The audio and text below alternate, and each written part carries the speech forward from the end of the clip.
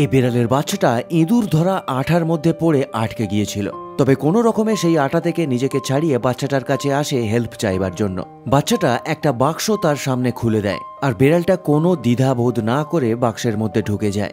বাচ্চা ছেলেটা বিড়ালটাকে বাড়িতে এনে ৩-৪ বার তেল দিয়ে পরিষ্কার করে। সে বাড়িতে বিড়ালটার জন্য একটা বিছানাও তৈরি করে দেয়। কিন্তু পরের দিন সকালে বিড়ালটার শরীর খুবই খারাপ হয়ে গিয়েছিল। পশুর ডাক্তারের কাছে যখন তারা দেখায়, ডাক্তার বলে যে এই বিড়ালটা ২-৩ দিনের বেশি আর বাঁচবে না। তবে তাদের বাড়ির লোক আশা ছাড়েনি।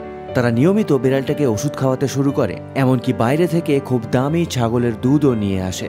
বাচ্চা ছেলেটার মা প্রতি ঘন্টায় বিড়ালটাকে চেক করে করে দেখছিল এবং প্রতিবারই অল্প অল্প করে খেতে দিচ্ছিল।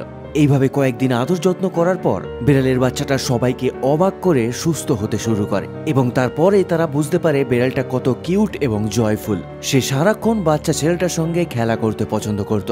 আর এদিকে বাচ্চা ছেলেটাও খুবই দুষ্টু ছিল।